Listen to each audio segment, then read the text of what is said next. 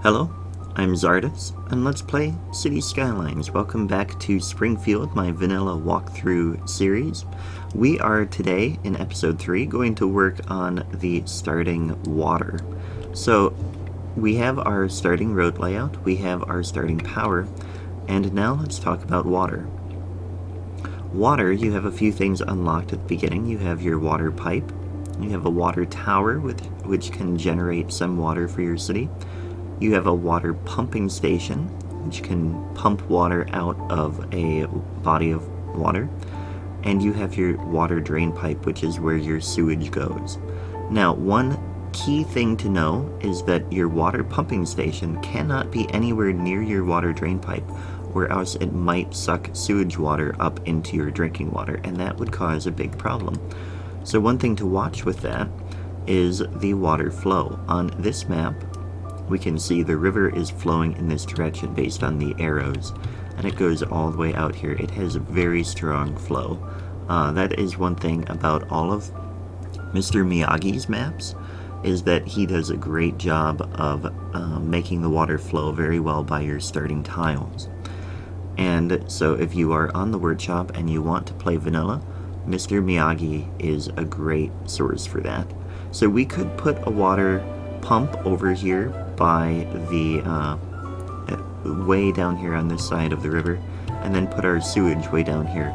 But what I'm going to do is actually start with a water tower, because they are cheaper and they generate the same well, they generate half as much water, but no, and actually they're more expensive.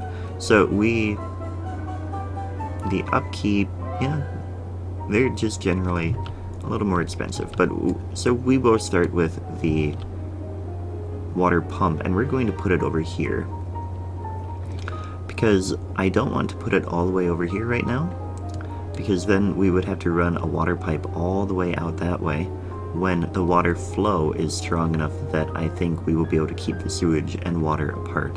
So we're going to put the drain pipe over here, so that it is pretty much as far away from our intake as we can get it.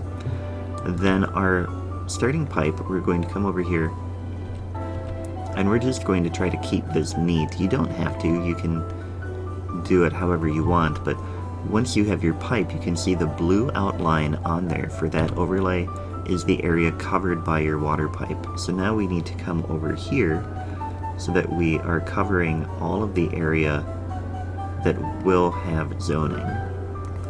We have a little bit of an overlap there, or not an overlap, a tiny gap in between them. That will be fine.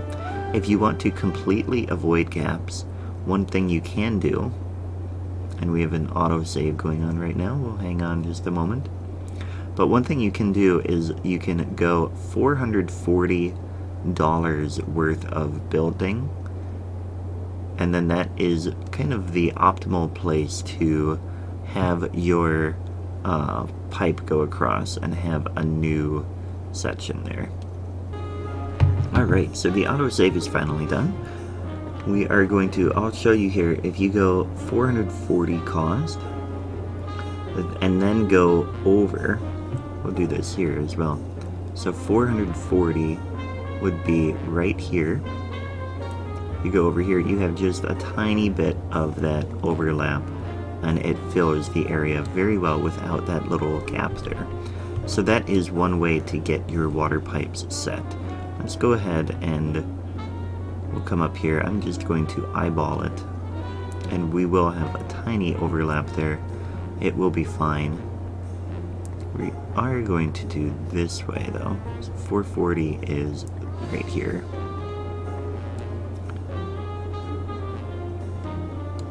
And then we need to connect the sewage here. And what we'll do is we'll bring this line straight over, because eventually we will have zoning in here, so we can get our water pipe kind of set up that way. In fact, let's come down like that, and then we'll come down this way to connect.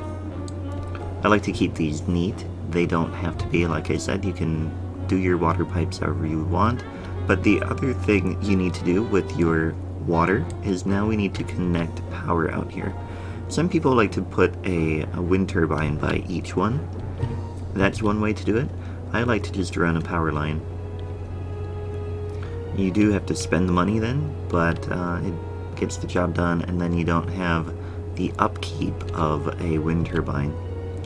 Now over here, what we'll do is we'll just bring this all the way down, even though now we're going to lose that little bit of the residential zoning in there. That'll be fine. We'll be able to remove the power line soon enough. But that is that. Now our water will be operating, and in fact we can unpause the game, and we should be able to, now that we've gone a little bit, we can check the electricity here.